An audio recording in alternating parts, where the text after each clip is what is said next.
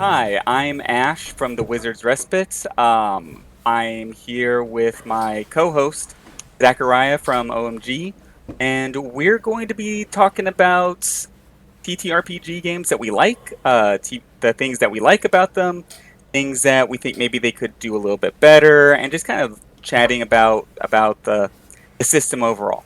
The first thing we're going to be doing, the first game we're going to be covering is the Last Tea Shop. It's one that we had a live stream of. I've done a deep dive review of. We've both done, actual plays of.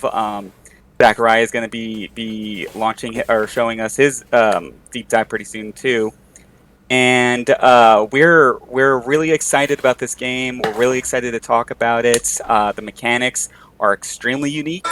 It's a solo TTRPG where you take on the persona of a tea shop owner on the edge of life and death, giving one last cup of tea to souls as they move to the great beyond.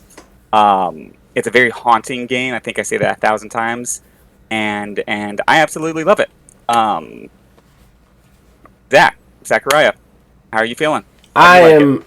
am, first of all, super excited to be here on the first episode of Sanctorum, Wizards Respite Sanctorum. I'm so excited. I'm so excited, Ash.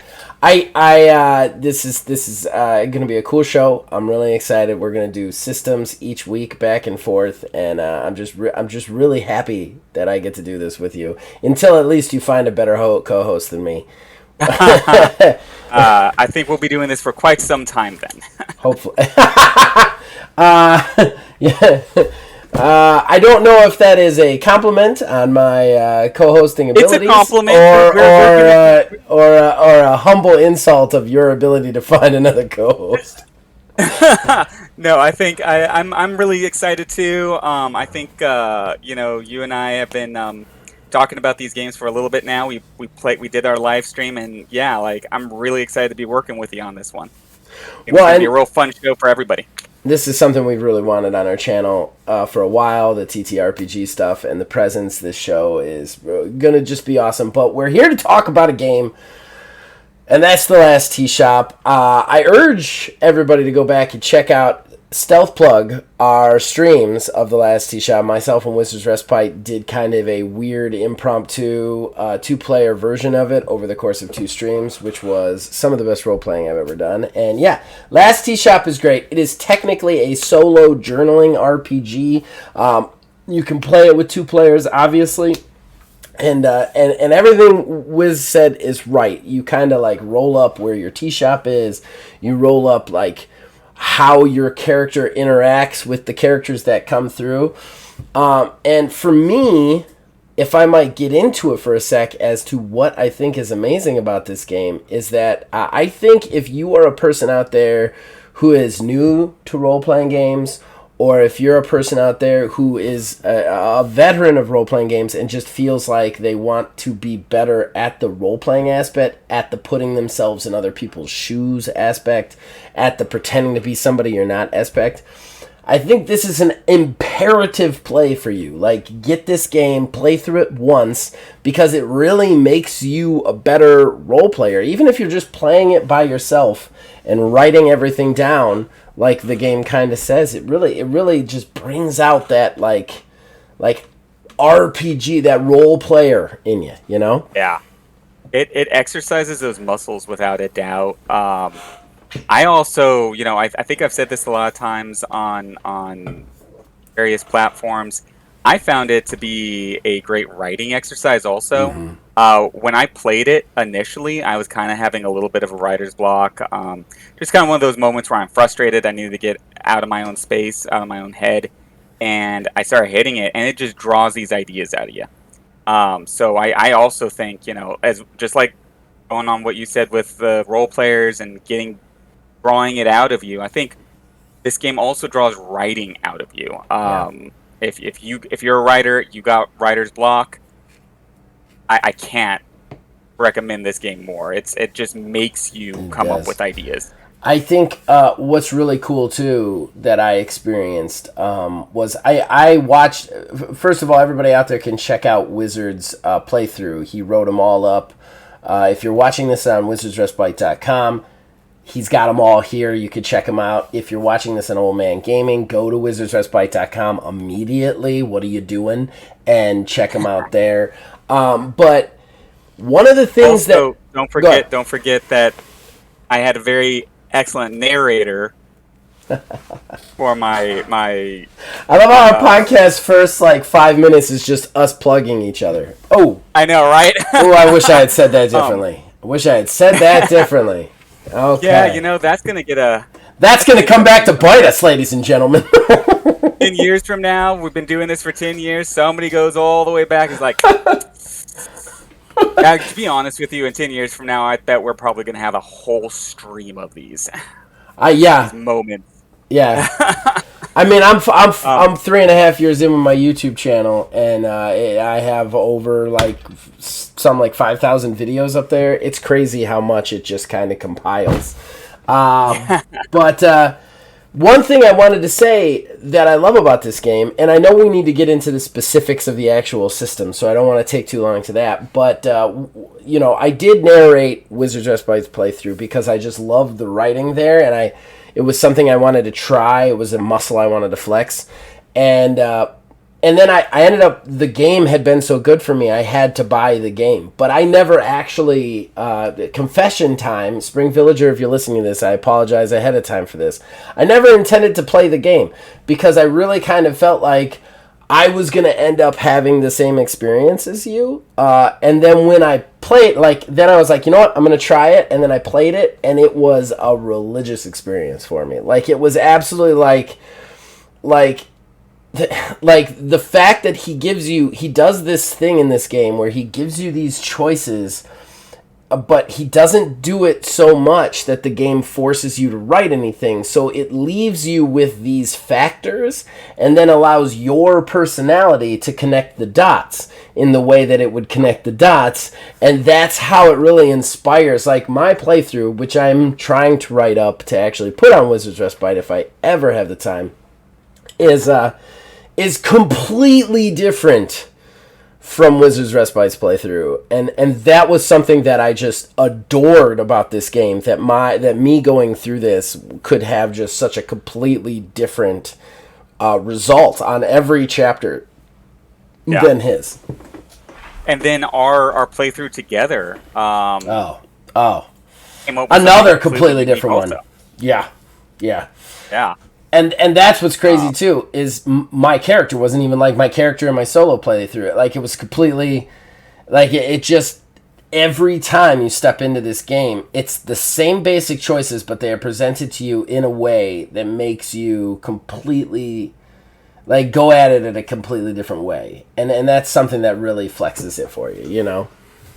Yeah. And so, like what you're saying, let's talk mechanics for a second. Let's talk mechanics. What do you think it is about this game that does that? What's the mechanics in there that makes you so inspired, do you think?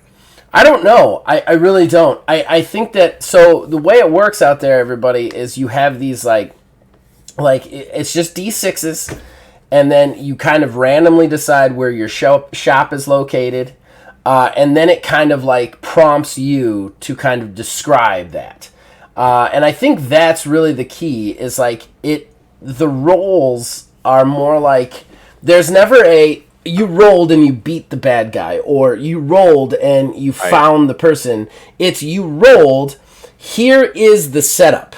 You have to do something with that. And I think because it's only ever setups, it inspires you to do this. He also built in this kind of, because the way it works is once you've got the tee shop, you then roll for how many days passed, and depending on how many days pass is the kind of visitor you get, right? Right. And then that visitor usually gives you some sort of token or has some sort of special effect on your dice rolls in the future. And then you make another roll to see the kind of emotional quantity of the visitor. Are they sad? Are they curious? Are they happy? Yeah. Are they, that kind of thing. And then you get to kind of take all those factors, and your brain just, it's like they're feeding you a math equation that your brain just is going to solve immediately. And the minute it solves it, you know the story, and then you write it down. And then every visitor after that like the ones before are factored into that one, and then all of a sudden you just have this story being built you never thought was going to be Yeah. built. Yeah, there's a mechanic in there with your next visitor. Your tea shop owner asks them, "How did you know my last Mm-hmm. my last visitor?" Yep. So now you have to figure out how these guys are linked together, and now you Yeah. have a whole chain of characters that have just sprung out of nowhere. Yeah. And one thing that I thought was kind of interesting that I think may really for me I thought really helped with the creative aspect of this, the ability to draw it out of you, was that part of the role when you're finding your next visitor. You find the character, maybe it's a farmer, maybe it's a smuggler or whatnot. But then you find their emotional states and the weather, and it's kind of the same Yeah. thing. It's a gloomy day and they're sad, but it's a little bit more elegantly written than that. But it's that emotional thing that I think really helps draw these characters out of you, because you can kind of get their motivation without getting any facts about them. Yeah. You know what I mean? Yeah, and that's exactly right. And then all of a sudden, like, a backstory builds in your head, and I think that kind of loops back to what I was saying before. If you're an RPG or trying to like kind of understand things a little bit better, or trying to be a better RPGer, that's one thing that this game does is it puts these ideas in your head, like oh, I rolled the baker, and she's sad. And then the minute you hear that, you're like, okay, why is she sad? You know what I mean? And Yeah. then the other thing that factors in that I absolutely love is like your tea shop owner does have a way to kind of influence the characters, and that is they brew them tea. Like that's the whole point. Yeah. The person is dead. They are trying to move to the next life, and they have to resolve something before they do. And your tea shop owner, in some way, shape, or form, helps them come to terms with it. There's no combat or anything. They just come in, you brew them a tea, it does a special thing. You have a couple of like special abilities, and then that helps them kind of come to terms with like their mortality lost, so to speak. And Yeah. I love the tea shop aspect too, because I love the idea that like it whenever I'm game mastering, and I'd be interesting to know what you think. Whenever I'm doing anything, everybody's like, "Oh, how do you come up with all these NPCs?" And I'm like, "They just exist in my head. They always will. They always do." Like anytime people are like, "Oh, you have all these wrestling characters," I'm like, "These are the wrestling characters." Like when I do a lot of wrestling RPGs, guys. I'm very into wrestling, but like. Literally, when I'm not playing a wrestling RPG, I get slight anxiety because I feel like they're all out of work. And like even though they are all fictional and live in my head, like that's the way it works in my head. So like for this, like it really like helps you get into that mindset. It fragments you from Mm. the character you're writing for as the tea shop owner and the character you're writing for as the person coming in. And don't get me wrong, I want to talk about the two-player version, two aspect, but just looking at the solo version, like it allows your brain to start to form, like it fragments your personality in your brain of like, Yeah. okay, now I'm a female baker who's sad, but I'm also this tea Yeah. shop guy, and now now I'm this other guy, this smuggler who, you know what I mean? Like you get where Yeah. I'm going with this. You jump from one to the other, and it forces you to like take on these personas. And like you're like, I mean, it works that inspiration muscle a bit. It works your Yeah. acting, your role play muscle a bit, because when you're like you were saying, like a DM, I can't tell you how many times as a DM my characters have just been like, yeah, let's just go and talk to these people. And I had nothing in store for those people, Right. but I had to do it like that. Oh yeah. And this is kind of a similar thing, like except it's almost more concentrated. This is the goal of the game, is to be so quick and Yeah. imaginative on the fly. Yeah, it really boosts your improv skills like through the roof. And you're exactly right. Like what game master hasn't experienced that? Why are they talking to this guy for so long? He has nothing to do with the plot. I haven't shown him any Yeah. reason to do anything with the plot, but here he is, and they're just talking to him. So now I've got now his name is Matt, and he's married. He's got 2 kids, and he had a rough winter. Yep. It's this really helps you with that. Really helps you like think on the fly with character backstory, which I absolutely love. And as far as the 2-player goes, that's where the role playing comes in because. I mean, you could watch our streams. It's crazy. Like, Yeah. we had to play so That many was characters for each other. And that was the first time you and I had ever played that game in 2-player mode Yeah. with anybody. You know, that was almost even an experiment. We sort of bent the rules a little bit. We did. But we still walked in there and came up with 2 tea shop owners, completely distinct, a whole cast of characters, and ended up with a crazy storyline arc, how they all threaded together in this really mysterious way, which, by the way, I still am blown away by how you pieced that together at the end. You did the same thing, you haven't though. seen this. You did the same thing. Oh, yeah. I guess, yeah, like there was, I mean, that's the beauty of this game. It makes you make those links, and like you said, it just Yeah. pulls, like, it puts it in your head, it pulls it out of you. It just happens. You're not even trying. Oh, exactly. That's one of the best parts about it is that it builds the story on its own, and then like you get to the end, and I don't know if you agree or not. That was the only way that could have ended. There was no other way. Like by the time you get to that veiled one, it was like this is the end of this story. It has to be the end of this story. It's the only thing that makes sense for everything, and it was the same because what he's talking about, guys. Spoilers for our stream. Like maybe fast forward like 5 minutes if you haven't watched it yet. But my character turned out to be his character's dad, and he was kind of keeping him there to try and get to know him with amnesia. And what was so great is earlier there was a character that my character had met who was like missing her dad, and I just decided she would have been a perfect tea shop owner and to have her come back.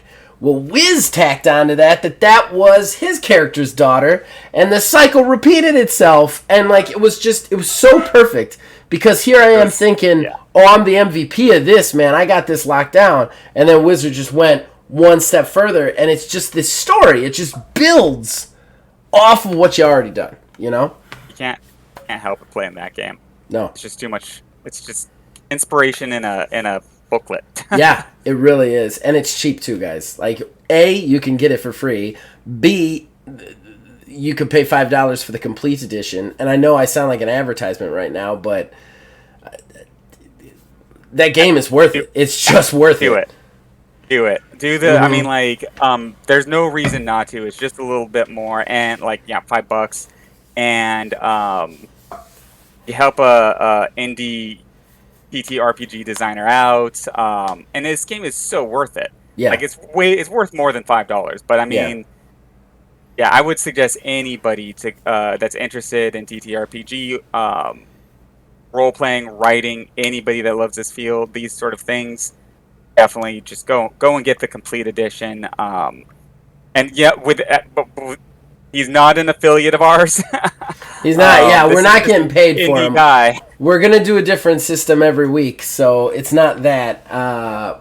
But I mean, we've talked to him because he's an indie guy, but like he's. We're not getting paid by him in any way, shape, or form. I truly think this game makes you a better. And hell, I have a couple of things that I can't wait till we get to the what would you add to this game section of the story. So I mean, we're definitely not like trying to toot his horn all the way up, but like it makes you a better role player. Like that's my thing, especially when it takes combat out of the mix. Like when you walk into it thinking, oh, there's no fighting.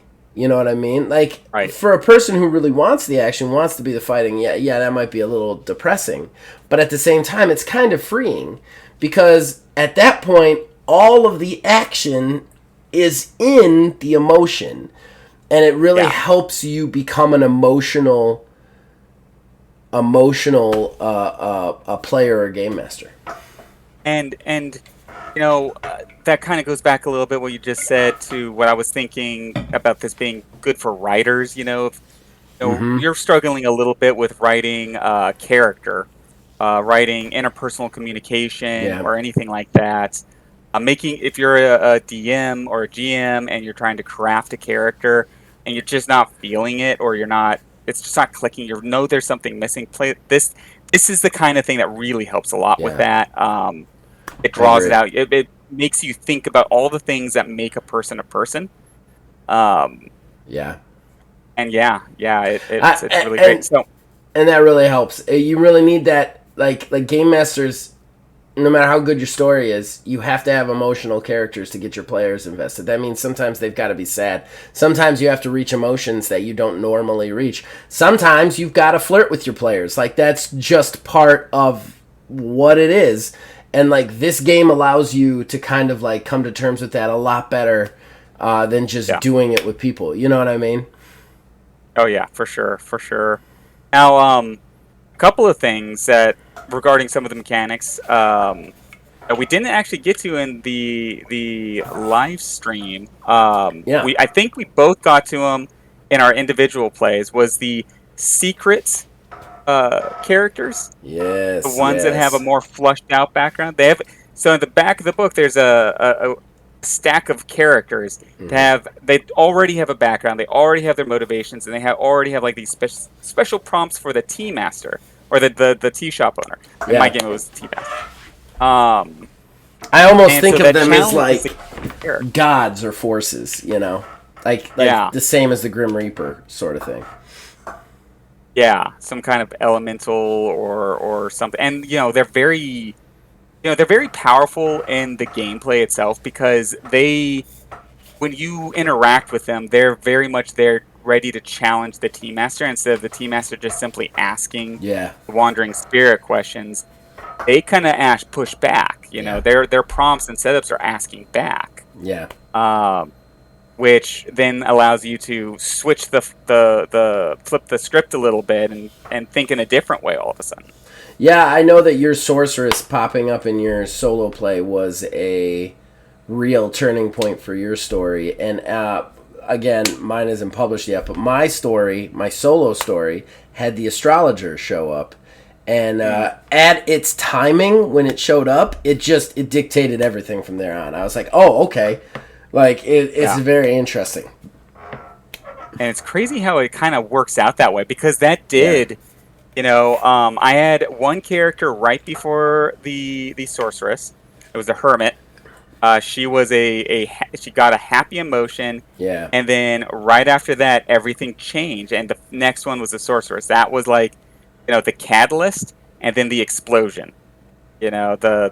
It turned into something else, and it's weird how like this game just naturally flows that way. It just creates these yeah, these patterns for you, and it's all rolled by dice, but it still works somehow. yeah, yeah. I mine my character had kind of fallen in love with one of the tea shop people who had showed up, and Oh wow, yeah, like it just kind of the story kind of happened organically, and I was like, that was a nice little way station. But the very next character was the astrologer, and I was like, okay, so the astrologer is showing up. Why would the astrologer show up right there? And then it just kind of dawned on me that because he did something wrong, because he got too close to one of them, and that just set it off from there. Like his kind of like a because my game was very adversarial with the tea shop itself. Like after the mm. first three, he ended up being like, "Why am I here? What the fuck is going on? I don't want to do this anymore." Like that kind of thing, and it just created such a. I mean, I'm not going to spoil it because eventually I'm going to write it and put it up. But it created Yeah, this interest, just a completely different dynamic from your tea shop playthrough that was amazing to me. Just that they were so different, you know.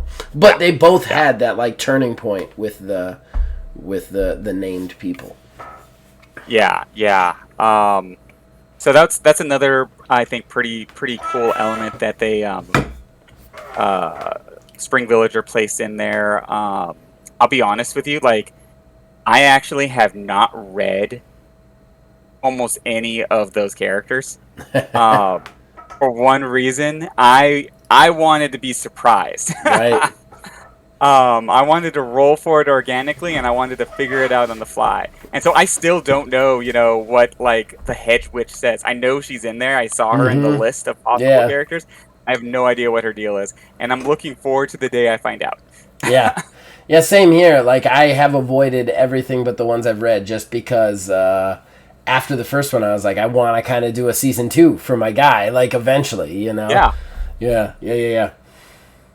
This is the part of the show that we're gonna do some more constructive criticism. We've already talked about the things that we really love about it. We're gonna talk about things that maybe we might tweak a little bit or adjust or expand upon.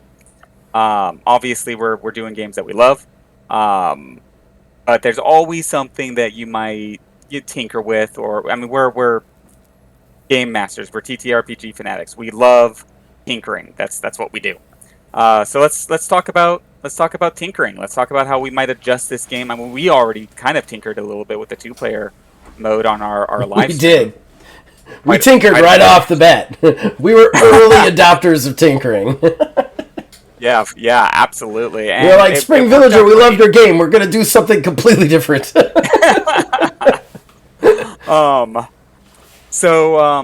Do you have, to start off the bat, do you have any ideas or any thoughts of I things that you would tinker with or adjust? I want to say right now, right off the bat, because I am a walking disclaimer, and anybody who listens to my gamer side of the channel knows that.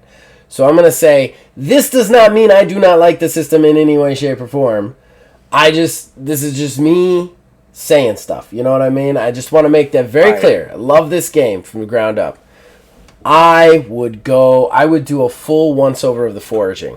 So in the game, everybody out there, and actually we skipped this in our playthrough just because it would have just added more to our already massive 2-player playthrough. But I think like at any one point in time through your playthrough, you can do what's called a foraging chapter. And the foraging chapter is basically you go out to get a material of some sort. Sometimes special things can pop up for you to forage, which is weird. That only really happened to me once in a special way, and I don't want to say how because I don't want to ruin something for Wiz. But no spoilers. Yeah, no spoilers. But foraging like happens in this game, so you can get some more materials for your tea, and then basically you write a chapter about going out to get the tea. My only complaint right now is that there is nothing to that in the game. There's just like a little paragraph that basically says, you go out and get some tea, write about you going out and getting some tea. And ours, like, Wizard's foraging thing, he almost died falling down a mountain repeatedly. Mine, I fought a mythical ram, which is insane, but it got real weird in mine. But what I would love to do is the same kind of treatment from the tea shop setup given to the foraging. I'd like a dice roll, like, and it could be a dice roll of, like, what's the weather like that day? Or a dice roll of I would do 3 dice rolls. I do what's the weather like that day. I do what do you have, and just have like a bunch of different items, like a piece of rope, a knife, something like that. So what do you have to get the item? And then that's your key part of that chapter. And then I do one more roll, which is what is the challenge that stands in front of you? Yeah. Is it an animal? Is it a cliff? Is it a raging fire? Is it some sort of river you have to cross? Like, and I would do that so that you could prompt like some really interesting chapters in that. That'd be my first thing that I'd change. The other thing is just more of those special characters. They're so awesome and interesting. I want like 50 of them. I mean, I don't know how they'd fit into the game, but that's what I want. I want tons of those characters. Yeah. No, I can see all that actually. I did have to fill in a lot of blanks when I did my foraging expedition. Yeah. So I can definitely see what you're saying there, and everything else of this game is those roles that just inspire just a little bit. But Mm-hmm. this the foraging expedition really doesn't, like you said. I would even say if I would add anything onto what you said at all would be maybe when you roll for your challenge, have like a series of tables attached to the location of your tea shop. So if it's on the side of a mountain, Mm, they have more thematic um, meanings to that mountainside or the volcano. You can have a tea shop in a volcano or on the yeah. river. Um, maybe something like that. But no, that I can definitely see that. Maybe getting that a little Yeah. bit built up a little bit more robust mechanics attached to the foraging expedition. Yeah, I mean the foraging is supposed to be this kind of moment where your tea shop deals with, where your tea shop owner deals kind of with his own shit a little bit. Yeah. He spends the rest of the game dealing with other people's crap, but at the same time, I kind of want the same amount of prompts that I get from the other characters, or at least somewhere in there, so that it can Hmm. help me better inform how my tea shop guy is dealing with it. You know what I mean? Yeah. And I'm not knocking the game. A lot of the ways you could still Right. kind of run it because usually you're not doing a foraging expedition till you've got a few chapters under your belt. So when you're doing it, you're basing it off their personal experience there. But I kind of feel like you could really like tailor make that with a couple of tables. But what did you think could be changed or improved? I'm kind of curious. So one thing that this is more of a wish list thing. This is something that, maybe the expanded version may have. Like I would love to see a mechanic or a section in the back of the book for expanding your own list of characters. Um, Something where Oh, you could maybe oh, that's develop awesome. more. I mean, I love these characters so much, and I want to play the game a couple more times. I'll probably play this game once a year, but having like some mechanic in there where I can make my own list. Um, I mean, I guess I could just do that on my own, but at the same time, if like just because of the nature of this game and how much um like intrinsic like creativity goes into it, I think it would be kind of neat to be able to build your own characters and make an expansion to your list. So that would be my wish list from Spring Villager. If he ever does another expansion for this, that would be the mechanic I'd like to see him try to develop. I would love that, or even just like just more books with more roads. You know what I mean? That'd be Yeah, even better. Like if it. So we've got the dice and the lantern road.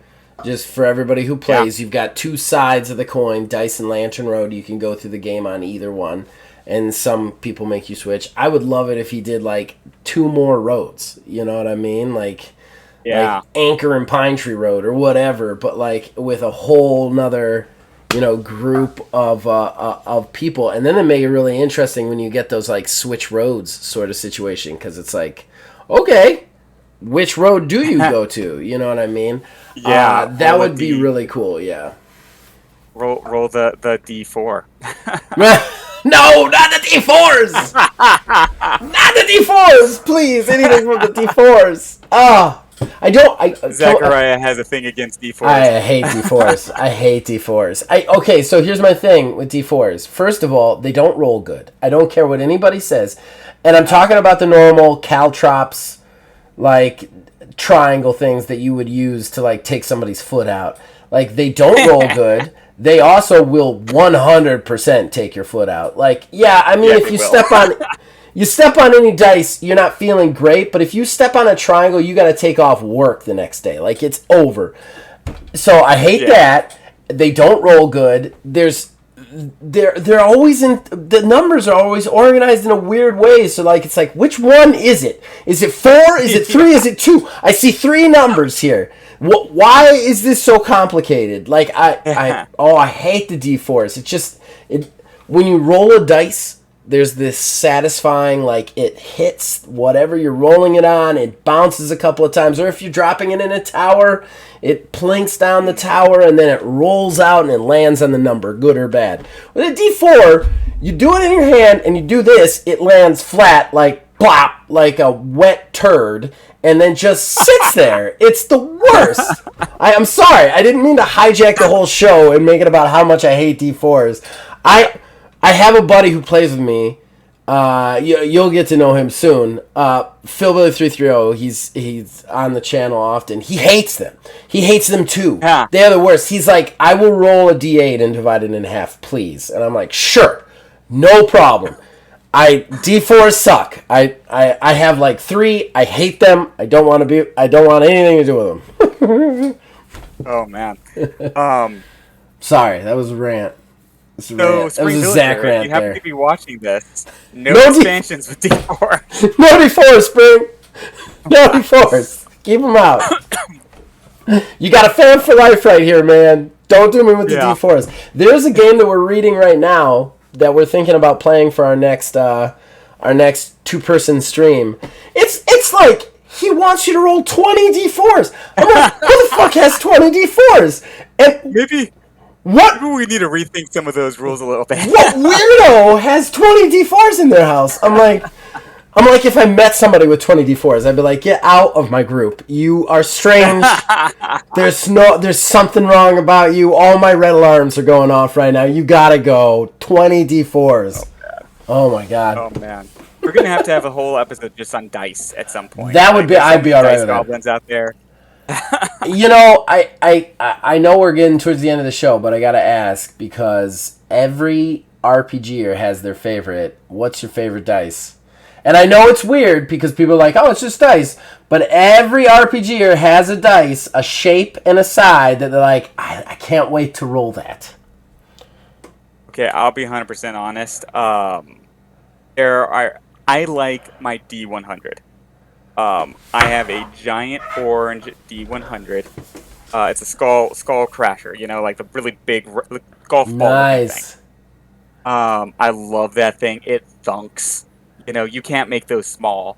Or as when I run a game, if I'm running a game where events like D&D, things are in secrets to varying degrees, I love scaring the crap out of my players by dropping this massive, weighty ball on the table and being like, so that just happened.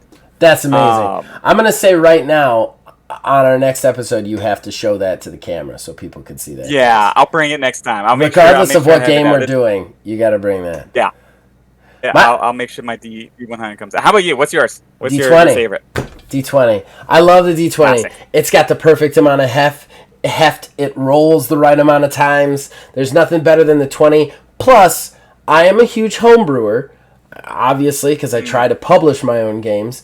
And it is the maximum amount of variety you can have without it being too much. So, like, when you have a D100, like, you can't have stats of, like, 5 and 6. But at D20, you can, and the stats will still matter. So you can still have simple stats. The stats will matter, but you have enough variation that the little guy can get the shot in every once in a while. I love the numbers on the D20s. I love it. Every game I've ever made, other than Upper Hand, which might have been why it's only sold 6 copies, has been all about the D20s. All about the D20s. It's your lucky D20. You gotta stick to that lucky D20. I have so many D20s. So many D20s. I don't know why. Like, every time I'm in a game store, I buy, like, 2 D20s. I won't buy anything else. Just in the loose jar, I'll find, like, 2. Like, oh, these are colors I don't have. D20s. I have a weird obsession with D20s. I will say my Skull Crusher is my favorite shape, okay? But if I had to pick my favorite individual dice, the lucky dot, all right, the one that I always keep in my back pocket, that's my D20, my little black D20. I have had that for I don't even know how long. I bought it in one of those assorted little packs, and it's my go-to D20. Okay. I play a World of this game. Yeah, we'll go back to it. I play a World of Darkness game right now. It's all D10s. Oh, cool. It just makes me so sad. Oh, yeah. It just makes me so sad. Oh, no. I'm like, there's no D20s here. There's no D20s. And I don't have that many D10s. So I'm like rolling percentile die with it and stuff. Yeah. But, all right, back to the system. Sorry, we went on a dice rant. Right. It's going to happen. It's going to happen. It's inevitable. Um, Digression's the name of the game. okay, so we both agree there's maybe just a couple of things that, we'd like to see a little bit different in the expanded version. Um, but overall, we absolutely love the game. Um, is there anything else that you can think of that you want to add to our interpretation or our review here of this game, of our conversation about the game? I'm not gonna lie, the mechanics that he has down right now, I wouldn't change. I love them. Yeah, I think they are the right amount of the right. I'm looking for a word and I can't find it, but the right amount of kind of like you don't know what it is, but the right amount of also exactly what it is, you know. And yeah, it just hits that sweet spot. I wouldn't change anything he has right now. I'd only add to it, and that's one of the reasons I'm excited for his next game so much because I yeah. can't wait to see what that is. But like, yeah, I don't think I'd change it. I don't think I'd change it, other than add to it. Just that's the problem with it. Is it's there, and you're like, this is amazing. I want to build a castle on it. It's like the strong foundation, but it's just got a shack on it. And I'm like, no, I want a castle on this. I want so many rules I can bathe in them. You know what I mean? And Now, like, do you think though, if there was a castle, that'd be too much for it? might Because we be. love it, but maybe there's a limited of like a diminishing returns on size. I don't know.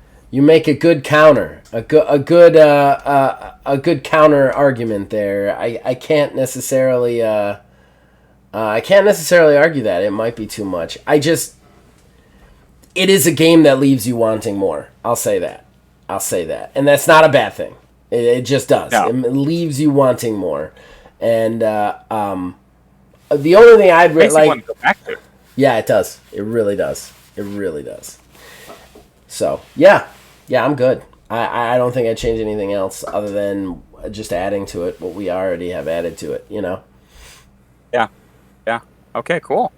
Well then, I think maybe we should talk about our next episode, our next game Yes. that we're going to be looking at. Yeah. Yeah. I'm excited. Now, Wizard can't see this because the way we record, my camera will only work with one program. But I'm going to put up the cover to the screen. This is what it is because it's my turn to pick. Wizard decided it was my turn to pick. This is Teenage Mutant Ninja Turtles and Other Strangeness by Palladium Books. This game is from, like 85, I think? Something crazy like that. This game, first game I ever game mastered right here. That's why I picked it. And I still have the original book that I bought when I was like 13. So I'm super excited to talk about this game. Super excited that Wizard has given me the Yeah. opportunity to talk about this game. I love Teenage Mutant Ninja Turtles. I mean, like I think Kindred everybody spirits, from our man. generation does. Yeah. What's that? Kindred spirits, man. Kindred Yeah, spirits. yeah.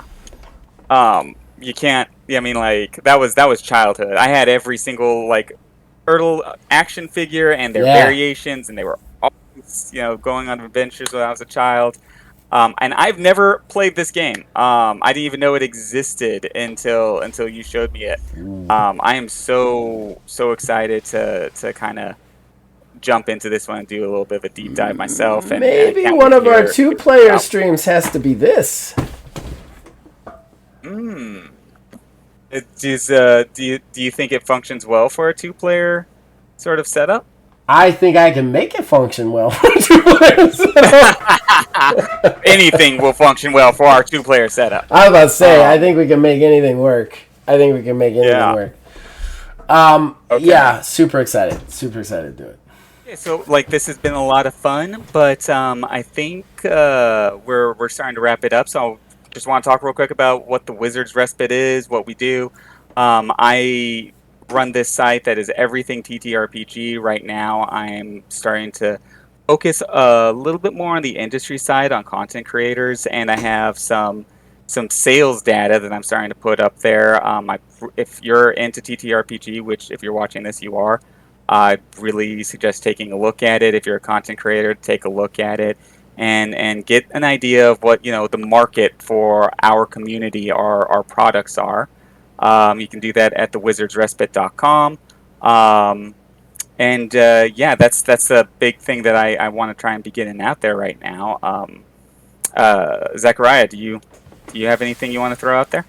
Well, definitely I want to plug the wizardsrespite.com. Go check that shit out. It's awesome. He's our unofficial TTRPG partner here at Old Man Gaming, where you can check out, we have tons of gaming videos, let's plays, streams, podcasts, and of course now we're doing TTRPG stuff. So all the stuff you can watch through Wizards Respite that is video form comes from my channel. So don't watch it here. Watch it on Wizards Respite, because then you're giving him the view, you're giving us the view, everybody wins. It's a nice little synergy we got going on. As far as what I'd like to plug specifically, I do want to just plug two big things. I'm going to keep my plugs to tabletop role-playing game stuff when we're doing this show. So number one, we are 6 chapters into A Womanizer's Guide to Axiom. Myself and my partner in Axiom Games LLC played this game years ago before we even had a company, for like about 5 years, just in text-based over Facebook. It was one of our favorite things we've ever played, and we collected all of it. We took all the stats out, and we're rewriting it kind of as short stories. Wizards Respite is posting them. I'm also doing the narration. Mark is doing the voice for his character, because I was the game master on that.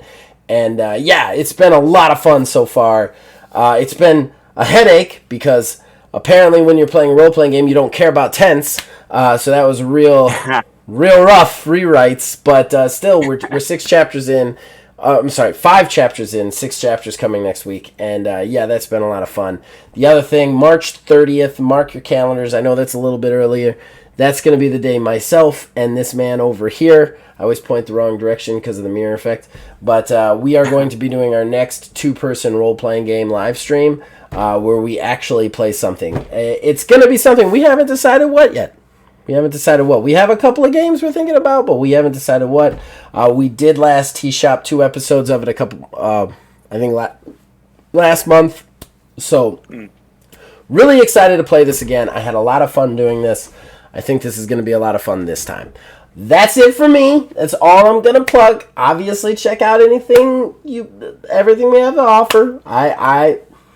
That's it. That's all I can ask for. Yeah, that's great. Don't play with D4s if you're a TTRPG person. Should we end it there? That was a pretty good ending. I think that's a great one. We'll be back next week.